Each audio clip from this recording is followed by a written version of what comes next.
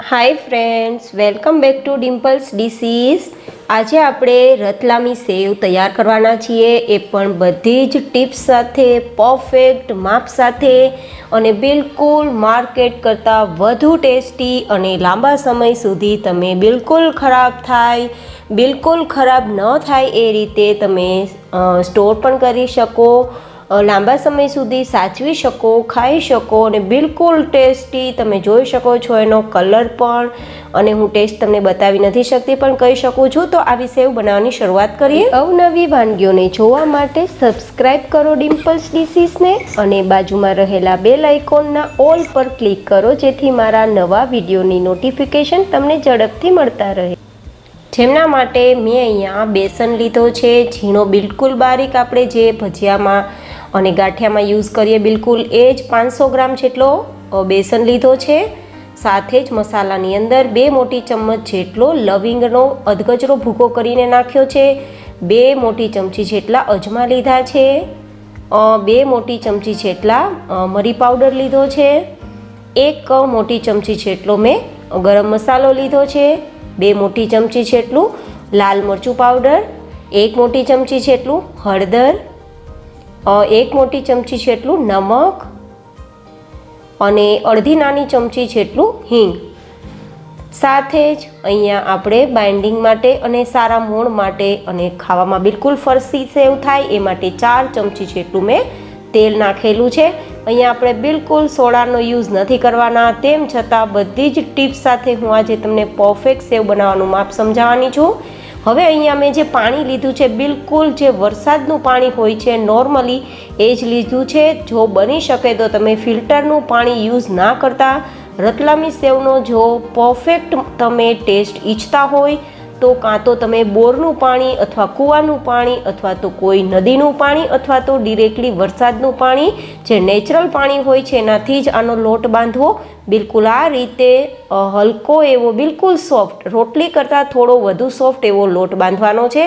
હવે આપણે આજે આ ભાવનગરી ગાંઠિયાના ઝારાની અંદર આ રતલામી સેવ તૈયાર કરવાના છે।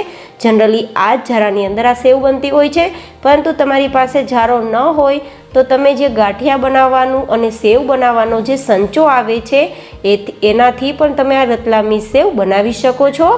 હવે આપણે આ લોટમાંથી એક સમયે જેટલી સેવ બનાવવાની છે એટલો ડો આ રીતે અલગ કરી લઈએ।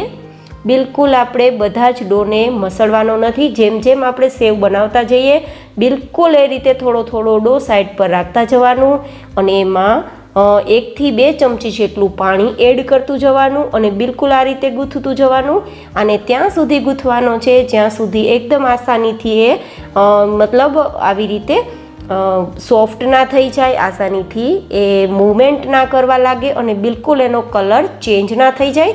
તમે જોઈ શકો છો કે હું થોડી જ વારમાં તમને ગૂંથીને આ લોટ બતાવી રહી છું કે બિલકુલ એ પહેલાં લોટથી થોડો ચેન્જ લાગે છે, બિલકુલ એનો કલર લાઇટ થઈ ગયો છે અને થોડો વધારે સોફ્ટ પણ થઈ ગયો છે।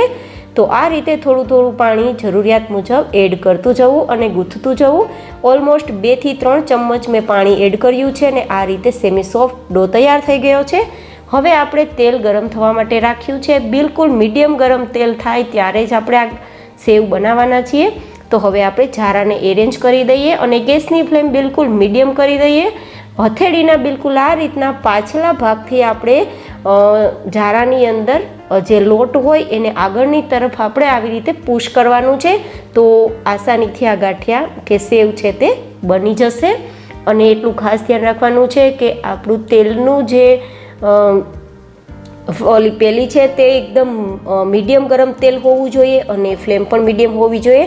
બિલકુલ મેં તમને હમણાં બતાવેલું એ રીતે હથેળીના પાછલા ભાગથી આગળના તરફ આપણે પુશ કરવાનું છે, બિલકુલ આ રીતે તમે જોઈ શકો છો। હું હથેળીના પાછલા ભાગથી આગળ તરફ આ ડોને આગળ તરફ ધકેલી રહી છું, તો આસાનીથી આપણી આ સેવ છે તેલમાં તળાઈ રહી છે।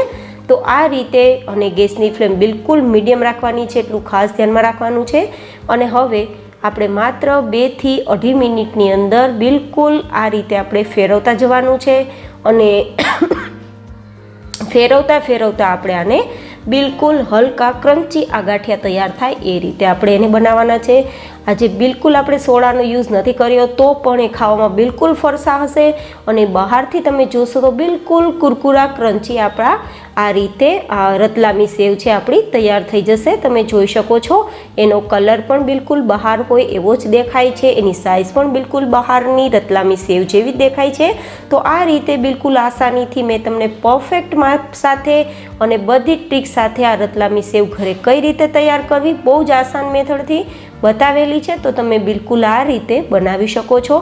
છતાં પણ તમને કંઈ વસ્તુ ના સમજાય તો મને કોમેન્ટમાં જરૂરથી પૂછી શકો છો। અને હવે જ્યારે આપણે આ ગાંઠિયા છે એને સાઈડ પર રાખી દઈએ અને સેકન્ડ બેચ તૈયાર કરીએ તો બિલકુલ આ રીતે આપણે તવીથાની મદદથી આ ઝારામાં રહેલો જે કંઈ પણ એક્સ્ટ્રા લોટ હોય એને હટાવી દેવાનો છે, દૂર કરી દેવાનો છે। તમે જોઈ શકો છો ઝારા પર રહેલો એક્સ્ટ્રા લોટ મેં હટાવી દીધો છે। તવીથાની મદદથી, ચપ્પુની મદદથી હલાવી શકો છો અને બિલકુલ આ રીતે જેમ આપણે ફર્સ્ટ સેવ બનાવેલી હતી એ રીતે સેકન્ડ બેચની સેવને બનાવીએ ત્યારે થોડો થોડો ડો આ રીતે સેમી સોફ્ટ કરતા જવાનો છે અને સેમ પ્રોસેસ આપણે જે રીતે ફર્સ્ટ સ્ટેજમાં જે રીતે સેવ બનાવેલી એવી રીતે સેકન્ડ સ્ટેજમાં પણ બનાવવાની છે। પરંતુ એટલું યાદ રાખવાનું છે કે હરેક વખતે ઝારાની અંદર એક્સ્ટ્રા લોટ જે હોય એને હટાવતું જવાનું છે, એને ક્લીન કરતું જવાનું છે અને આપણે જે ડો હોય એને થોડો સોફ્ટ કરી મસળી અને પછી જ આ રીતની સેવ બનાવવાની છે। તો જોયું ને મિત્રો કેટલું આસાન છે આ સેવ બનાવવું, તો તમે જરૂર ટ્રાય કરજો અને જો તમે ઘરે બનાવો તો તમારા અનુભવ મને કોમેન્ટમાં જરૂરથી બતાવજો। બહુ જલ્દી મળીશું એક નવી જ રેસીપી સાથે, ત્યાં સુધી બાય બાય।